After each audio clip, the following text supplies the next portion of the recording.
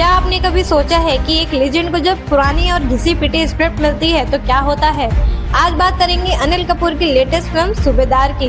ये फिल्म एक ऐसे सोल्जर की कहानी है जो सरहद से तो लौट आया है पर उसके अंदर की जंग अभी बाकी है। अर्जुन एक रिटायर्ड और डेकोरेटेड वॉर वेटरन है।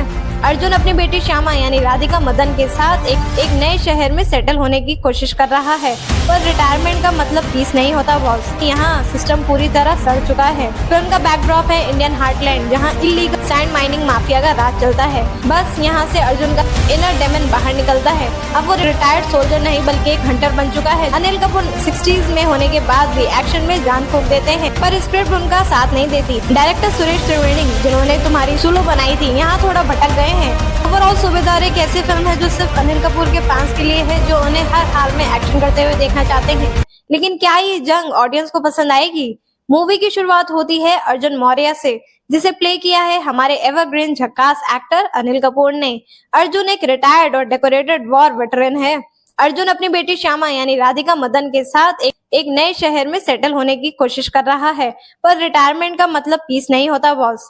शहर में कदम रखते ही अर्जुन को समझ आता है कि यहाँ सिस्टम पूरी तरह सड़ चुका है। करप्शन हर गली और हर मोड़ पर खड़ी है। बैंक जाओ तो कल आना सुनने को मिलता है और रास्ते पे चलो तो गुंडे परेशान करते हैं। वही पुराना कॉमन मैन वर्सेस सिस्टम वाला सेटअप। अर्जुन को अपनी लेट वाइफ सुधा यानी खुशबू सुंदर की याद सताती रहती है। यहाँ डायरेक्टर ने वही सदियों पुरानी ट्रॉप यूज किया है, गूंजती हुई आवाज और फ्लैशबैक्स। खुशबू सुंदर का कैरेक्टर घर में हंसते हुए घूमता दिखाया जाता है जो अर्जुन के दिमाग में इमोशनल बोझ की तरह बैठा है। फिल्म का बैकड्रॉप है इंडियन हार्टलैंड जहां इलीगल सैंड माइनिंग माफिया का राज चलता है। माने तो पूरा सैंड माफिया वाला एंगल।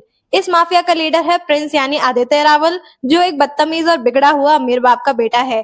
उसका स्वैग सिर्फ गन चलाने और पब्लिक में गंदगी फैलाने तक है। प्रिंस के साथ है बबली दीदी यानी मोना सिंह जो जेल के अंदर बैठकर पूरा एम्पायर चला रही है। उनका कैरेक्टर काफी गॉड मदर वाइब्स देने की कोशिश करता है। अर्जुन को शुरुआत में सिर्फ शांति चाहिए। वो अपने दोस्त प्रभाकरण यानी सौरभ शुक्ला के कहने पर एक नौकरी ढूंढने निकलता है लेकिन किस्मत उसे सीधा प्रिंस के दरवाजे पर ले जाती है। प्रिंस की बदतमीजी और उसका ईगो अर्जुन के सोल्जर डिसिप्लिन से टकराता है। प्रिंस एक ऐसा विलेन है जो बिना किसी डर के लोगों को गोली मार देता है क्योंकि उसके पीछे बड़े लोगों का हाथ है। बिल्कुल फॉर्मुलिक बॉलीवुड विलेन। इनके बीच में है सॉफ्टी यानी फैजल मलिक जो इन सबके टैंट्रम्स झेलता है पर अपना दिमाग भी चलाता है। फैजल मलिक की एक्टिंग हमेशा की तरह सॉलिड है। कहानी तब पलटती है जब अर्जुन की सबसे प्यारी चीज उसकी रेड जिप्सी जो उसकी वाइफ ने गिफ्ट की थी उसको डिस्ट्रॉय कर दिया जाता है। बस यहाँ से अर्जुन का इनर डेमन बाहर निकलता है। अब वो रिटायर्ड सोल्जर नहीं बल्कि एक हंटर बन चुका है जो अपना बदला लेगा।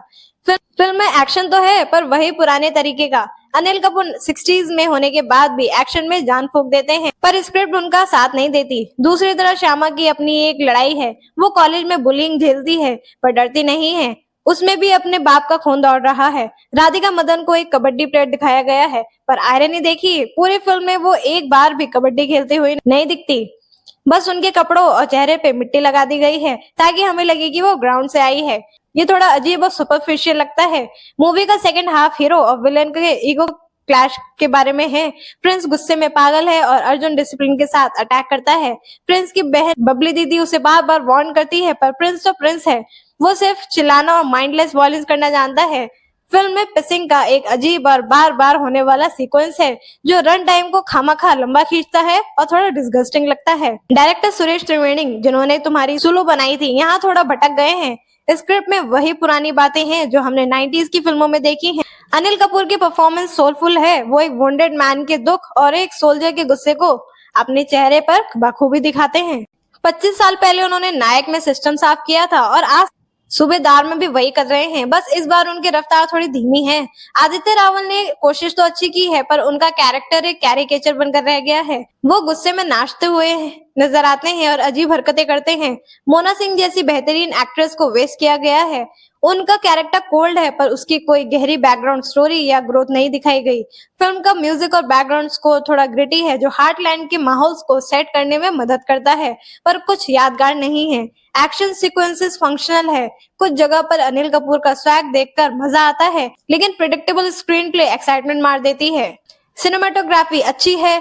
रग्ड लैंडस्केप्स और मिट्टी वाले रास्ते रियलिस्टिक लगते हैं, जो फिल्म को थोड़ी ऑथेंटिसिटी देते हैं। लेकिन जब स्क्रिप्ट की बात आती है तो ऐसा लगता है जैसे राइटर ने how to make a generic action movie की चेकलिस्ट फॉलो कर ली हो। अर्जुन का अपने बेटी के साथ जो रिश्ता है वो थोड़ा इमोशनल है, पर उसे और डेप्थ दी जा सकती थी।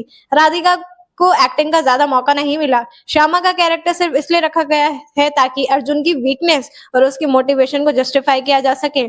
क्लाइमेक्स वही है जो आप एक्सपेक्ट कर रहे हैं, एक बड़ा शोडाउन जहां सच्चाई की जीत होती है और बुराई का अंत। No surprises there. फिल्म का सबसे बड़ा एसेट अनिल कपूर ही है। अगर वो इस मूवी में ना होते तो शायद इसे झेलना और भी मुश्किल हो जाता। उनका डायलॉग अब जीने दो काफी रिलेटेबल लगता है, क्योंकि ऑडियंस भी वही फील करती है कि अब वही पुराने स्क्रिप्ट से पीछा छुड़ाओ। लास्ट ईयर सनी देओल की जाट भी कुछ ऐसी ही थी, जहां एक आर्मी ऑफिशियल सिस्टम से लड़ता है। सूबेदार उससे काफी मिलती जुलती लगती है। क्या हमने ये मूवी पहले देखी है? हाँ, हर भाषा में 100 बार। वही ईमानदार ऑफिसर, वही गुंडा और वही बदला। ओवरऑल सूबेदार एक ऐसी फिल्म है जो सिर्फ अनिल कपूर के फैंस के लिए है, जो उन्हें हर हाल में एक्शन करते हुए देखना चाहते हैं। अगर आपको पुराने जमाने के जस्टिस और फॉर्मूलैक ड्रामास पसंद हैं, तो आप इसे एक बार देख सकते हैं। पर अगर आप कुछ नया या इनोवेटिव ढूंढ रहे हैं, तो ये फिल्म आपको निराश कर सकती है। सुरेश त्रिवेदी और प्रज्वल चंद्रशेखर की राइटिंग में तो वो फ्रेशनेस मिसिंग है जो आज के डिजिटल इरा की ऑडियंस को चाहिए। एक्टर्स की मेहनत दिखती है, पर एक कमजोर बुनियाद पर इमारत खड़ी करना मुश्किल होता है। आदित्य रावल का शर्टलेस घूमना और बियर पीना उन्हें विलन तो बनाता है, पर आइकॉनिक विलन नहीं। मोना सिंह का पोटेंशियल पूरी तरह से यूटिलाइज नहीं हुआ, जो उनके फैंस के लिए काफी दुख की बात है। तो फाइनल वर्डिक्ट क्या है? सूबेदार एक फंक्शनल एंटरटेनर है जो सिर्फ अनिल कपूर की वजह से फ्लोट कर रही है। ये सोल्जर रिटायर्ड है और शायद ये स्क्रिप्ट भी रिटायर हो जानी चाहिए। 5 में से 2.5 स्टार्स। तो कैसा लगा आपको ये रिव्यू? क्या आप अनिल कपूर के लिए ये मूवी देखेंगे? कमेंट्स में जरूर बताइए और चैनल को सब्सक्राइब करते हुए जाइए।